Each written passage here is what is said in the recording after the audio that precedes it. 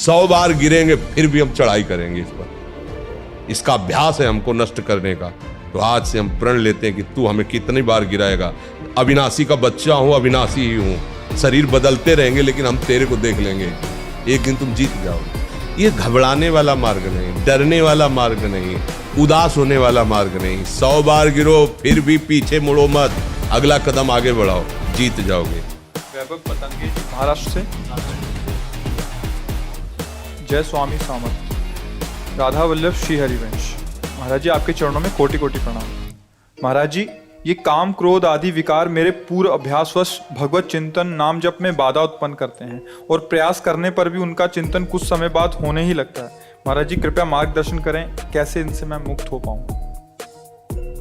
आपकी जब बात इतनी समझ में आ गई है कि प्रयास करने पर कुछ समय बाद उनका चिंतन होने ही लगता है, मतलब कुछ समय आप बचा पा रहे हैं अपने आप को, तो आप समझो ऐसे महान विश्व विजयी त्रिभुवन विजयी अगर काम से कुछ मिनट आप अपने को बचा पा रहे हैं तो आप समझो आपको युक्ति मिल गई जिससे आप उस पर विजय प्राप्त करेंगे। ऐसा अपने को असमर्थ नहीं होना, क्योंकि वो बहुत पुराने से हमको पटकते चले आ रहे हैं, हमें परास्त करते चले आ रहे हैं, तो हमारा स्वभाव बन गया है हारना। नहीं हारना। हम प्रभु के जन हैं, हमारे पास प्रभु का नाम है।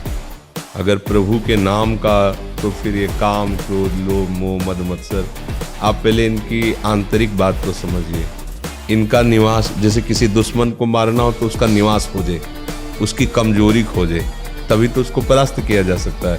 तो काम का निवास जानते हो कहाँ? अहंकार पर, देहाभिमान पर काम का निवास। अंतःकरण में 4 करण है, मन बुद्धि चित्त अहंकार।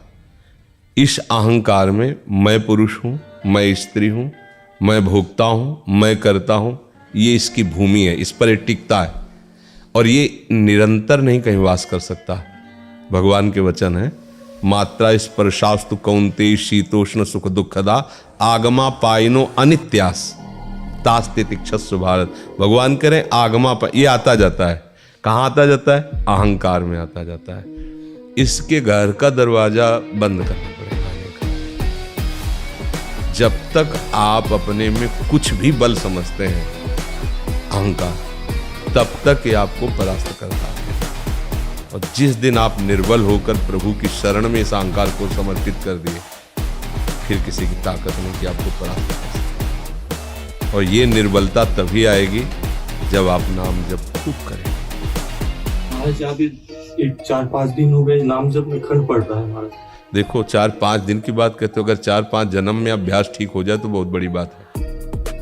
अनंत जन्मों से बिगड़ेल मन अगर 4-5 दिन से अभ्यास ले रहा है, कोई बड़ी बात। आप पहले गंभीरता समझो। ये उकताए हुए कमजोर पहलवान जानते हो क्या करता है? जब अखाड़े में जाएगा तो पूरी की पूरी ताकत तो 2 मिनट में दिखा देगा, फिर इसके बाद दम से नीचे गिर जाएगा। जोरदार पहलवान क्या करता है? पहले जाकर सामने वाले को केवल संभालता है, उसके हर दांव का काट मारता रहता, फेंकता नहीं। पहले उसको थकाता है, फिर जब देख लेता थक गया तब वो अपने दांव पे चढ़ा के मारता है, तो वो विजयी होता है।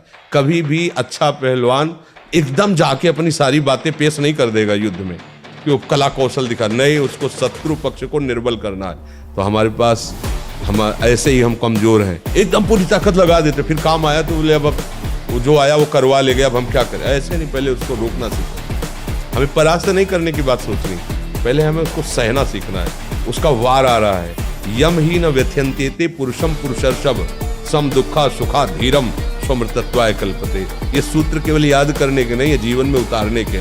काम आ रहा है। क्या आ रहा है लेके? वासना।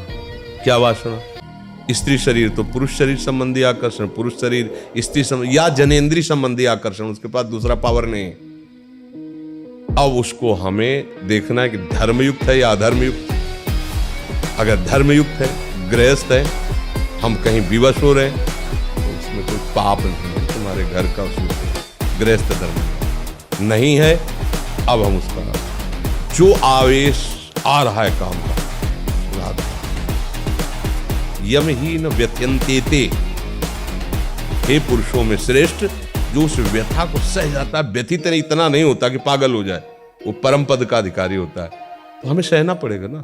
हमारे अंदर काम आ रहा है राधा राधा राधा राधा राधा, वो कह रहे यहाँ चलो, ये देखो, ये खाओ, ये पियो, हर बात अनसुनी, नहीं मान रहे। अब वो हमारा क्या बिगाड़ लेगा? बोलो क्या बिगाड़ लेगा? अब हम उसको इतना प्यार करते हैं कि दुश्मन ही नहीं मानते। वो कहता है वहां चलो, हम खड़े हो जाते हैं। वो कहता है ये करो, हम कर देते हैं। वो कहता है ये देख लो, हम देख लेते हैं। वो कहता है सूंघ लो, हम सूंघ लेते हैं। वो ये छू लो, हम छू लेते हैं। अब हम उस पर विजय प्राप्त कर पाएंगे? हम दुश्मन के इशारे पे चल रहे हैं। हम विजय प्राप्त करने के लिए पहले आप अपना पक्ष दृढ़ कीजिए। ये हमारा दुश्मन है, ये हमको भगवान से विमुख करने में पूरा का पूरा जोर जन्म जन्मांतरों से लगाता रहे। अब हमको लड़ना है, हमारे पास बल है, भगवान नाम। हाँ, नाम रूपी जहाज में चढ़ गया, पार हो गया। ये मगरमच्छ आदि जो काम आदि है, ये तैरने वाले को लील सकते हैं, जहाज पे चढ़ने वाले को नहीं। नानक नाम जहाज है, चढ़े तू चढ़े पार। नाम पर बैठ गया ना, पार हो गया। आज तक कोई ऐसा नहीं मिला कि हम नाम रूपी जहाज पे बैठे भैया बूढ़ गए। जीवन भर गंदा आचरण बना और अंतिम समय अपने बालक के लिए नाम उच्चारण कर लिया, नारायण, तो भगवान का पार्षद आ गए और उसका मंगल कर दिया। नाम जप करो। और ये छोटी मोटी लड़ाई नहीं है, बड़ी ऊंचाई तक ये अपना अधिकार रखते हैं, क्योंकि ये भगवान की ही शक्ति से शक्तिमान है। और वो ऊंचाई जब तक अहंकार इतना भी रहेगा तब तक गिरना पड़ेगा। वो अहंकार मिटिया मिट ऐसे ही होगा जब अंतिम समय देखते हैं कि हार गया। ये जीव बहुत कपटी है, ये कहेगा कि मैं हार गया, लेकिन अंदर से नहीं हारता। भगवान अंदर की बात देखते हैं। जब अंदर से हार गया तो हरि गुरु उसकी बांह पकड़ लेते हैं। फिर गुरु मेहरबान, चेला पहलवान, तो इसे परास्त नहीं, कोई परास्त नहीं। ऐसा नहीं कि ये काम क्रोध केवल आपको ही सताए हैं, ये संतों को तो आते ही नहीं हैं या आए ही नहीं है। सबको रोना पड़ा है, सबको भगवान से प्रार्थना, नाथ मुझे बचा लो। और प्रभु का नाम, प्रभु का बल, धीरे धीरे ऐसी स्थिति, ऐसी ऊंचाई आई कि वो छू ही नहीं पाते निर्मल अवस्था में भगवान। और आगे चलकर तो कोई काम आदि रह ही नहीं जाते, सब भगवत स्वरूप हो जाते हैं, सब भगवान है, सब में प्रभु, ऐसा अनुभव नहीं लगता। पहली बात तो घबराओ मत। ये जो हमारा रोना धोना शुरू हो जाता है, ये सबसे बड़ी हानि है। शत्रु पक्ष के लिए तुम इतने कमजोर हो गए हो। अरे भाई ऐसा नहीं, हम भगवान के बच्चे हैं यार, मतलब ऐसा क्या? वो भगवान की शक्ति से शक्तिमान होकर त्रिभुवन में झंडा फहरा रहा है और हम भगवान के बच्चे होकर रो रहे हैं यार, कैसे? मतलब हम भगवान को अपना नहीं माने, इसीलिए सच्ची बात है। जिस दिन आप अपने गुरु के हो जाओगे, भगवान के हो जाओगे, तो आपके अंदर एक तेज आ जाएगा, एक शक्ति आ जाएगी, सबसे लड़ने की सामर्थ्य आ जाएगी। साधु अकेला होता है, पूरा संसार एक तरफ होता है। सच्ची बात वाले जो सत्य मार्ग के साधु है, अकेला होता है। हर संसार का व्यक्ति, वस्तु, स्थान उसको परास्त करने के लिए होता है, और वो अपने चिंतन को सबसे समेट कर एकमात्र भगवान में लगाता है। तभी जयति जयति जगुच्चर, तभी उसको नमस्कार करते, उसे प्रणाम करते हैं। तो वो तुम भी बन सकते हो, गृहस्थ में होते हुए भी वैसे बना जा सकता है। इसलिए हमारी प्रार्थना है, पहले तो आप रोइए मत, किसी भी पीड़ा में रोइए। रोना है तो प्रभु के प्यार में रोइए, बस। ये आंसू केवल प्रभु के प्यार के लिए नहीं, हर परिस्थिति को सहने के लिए तैयार रहो। भगवान के जन हो, ऐसे छोटी मोटी बात आई, रो दिया बच्चों की तरह नहीं। 100 बार गिरेंगे फिर भी हम चढ़ाई करेंगे इस पर। इसका अभ्यास है हमको नष्ट करने का। तो आज से हम प्रण लेते हैं कि तू हमें कितनी बार गिराएगा। अविनाशी का बच्चा हूं, अविनाशी ही हूं। शरीर बदलते रहेंगे लेकिन हम तेरे को देख लेंगे एक दिन तुम जीत जाओगे। बस ये होता है कि हम लोगों को आत्मबल छीन हो गया विषयों से, तो लगता है हमारे बस की बात नहीं। साधु महात्मा कोई जीत सकता है? साधु महात्मा आकाश से थोड़ी उतरते हैं, माँ के गर्भ से ही पैदा होते हैं, और उन्होंने गुरु कृपा से बात समझी और जीवन में सहा, तो सहते सहते बाढ़े भगत, वो भगवान के स्वरूप हो गए। फिर हम उन्हें संत नहीं कहते, साक्षात भगवान कहते कि वो तो भगवंत है, वो भगवान का स्वरूप है। तो आप भी तो भगवान के बच्चे हो। जितनी सामग्री यहाँ है उतनी सामग्री आप में है, अंतर नहीं है। आप जगा लो, आपके सब हृदय में है, आप जगा लो। जितना चाहो उतना आप ज्ञान प्राप्त कर लो, आनंद प्राप्त कर लो, भक्ति प्राप्त कर लो। ये घबराने वाला मार्ग नहीं, डरने वाला मार्ग नहीं, उदास होने वाला मार्ग नहीं। 100 बार गिरो फिर भी पीछे मुड़ो मत, अगला कदम आगे बढ़ाओ, जीत जाओगे, क्योंकि प्रभु है। अगर यार 100 बार हार गया तो अब क्या होगा? नहीं, ये अगर प्रभु का बल लेकर हमको परास्त करता है तो हम भी प्रभु का बल ले। हम भी तो अविनाशी हैं, हमारा स्वरूप अविनाशी है, शरीर विनाशी, शरीर बदलते रहेंगे, देखेंगे एक दिन तो तेरे पर विजय प्राप्त, पक्का जीत जाए। अगर जीत न जाते तो शास्त्रों में ऐसा न लिखा होता, साधु महात्मा ऐसे ना होते। अच्छे से देखो, भगवान का कोई मनोरंजन नहीं, भगवान का आश्रय लेकर रूखा सूखा जो बनते हैं खाते हैं रात दिन। अभी देखो पाठ में लगी, संस्कृत का ग्रंथ है राधा सुधा निधि, इतनी इतनी बच्चियां हैं, बड़े बड़े संस्कृत के ज्ञान रखने वाले भी चूक कर देते हैं, वो ऐसा ग्रंथ है महामहिम, और उसको देखो बच्चे का क्या हुआ, अभ्यास, क्या हुआ, समर्पण, हमारा लक्ष्य भगवत प्राप्ति। छोटे छोटे बच्चों के टसक में हमारे माई श्यामा जी को राज। अब हम उसी मन को गलत आचरणों में लगा दिया, तो अब जवान हुए तो अब गलती हम पर राज्य कर रही है, हमारी तो गलती हुई ना, हम गलत जगह लगा दिया तो अब हमारा अभ्यास गलत हो गया। हमको अभ्यास बिल्कुल घबराना नहीं, नाम जप हमको अपनी जिह्वा से करना है।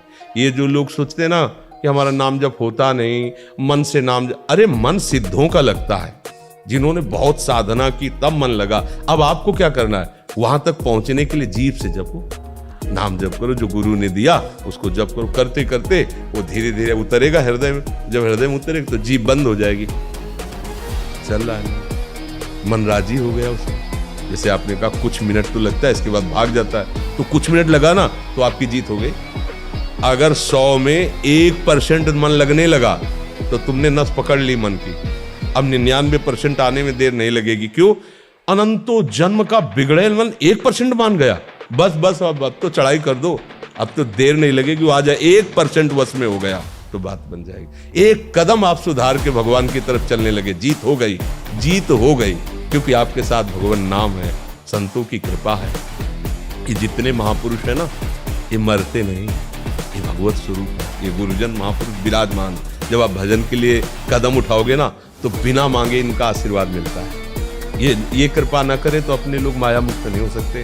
ये सब गुरुजनों की कृपा है, जो अव्यक्त रूप से विराजमान संत महात्मा सदगुरुदेव हैं, वो उन कृपा करते हैं, तब हम लोगों के अंदर उत्साह आता है भगवान को। क्योंकि जैसे हम आपको देख रहे हैं तो हम आपसे प्यार कर सकते हैं, लेकिन हमने प्रभु को देखा नहीं, उनसे बात नहीं की। अब उनसे प्यार करना है जिनको देखा नहीं, उनके लिए सब कुछ समर्पित करना है जिनको देखा है ना, उनको छोड़ना है उनके लिए। कितनी कठिन बात, जिनको देखा नहीं, जिनसे हमने कभी बात नहीं की, उनके लिए सब कुछ काट देना है संसार का, नहीं रखना किसी से प्यार, नहीं हमें कोई भोग भोगने, उनके लिए। ये हमारी सामर्थ्य है। ये उन अव्यक्त महापुरुषों के संतों के जो विराजमान है वो कृपा कर देते, तो ऐसे नांगे हमें पता भी नहीं चला और भगवान के मार्ग में चलने लगे। तो उनकी कृपा केवल हमारे ऊपर या इन्हीं के ऊपर थोड़ी कि लाल पीला पहने तो उनकी कृपा नहीं, उनकी सब पर मोरी बराबर दया। भगवान ने कहा ना, सब मम प्रिय सब मम उपजाए, भगवान सब मेरे प्यारे हैं, सब मेरे बच्चे हैं सब। हाँ, अब जो बच्चे कुमार्गगामी हैं तो कि दंड विधान है, तो उसे भोगो। उनका प्यार किसी के लिए पक्षपाती नहीं होता, वो बहुत कृपा करते हैं। और जब आप उनका भजन करते हो तो आपको अनुभव में आता है कि भगवान पक्षपात करके हमें ज्यादा प्यार कर रहे हैं। और एक को लगता है भगवान जो है हमारे ऊपर नाराज है। तुम ऐसे कर्म कर रहे हो तो तुम्हें ऐसा अनुभव हो रहा है, वो नाराज नहीं।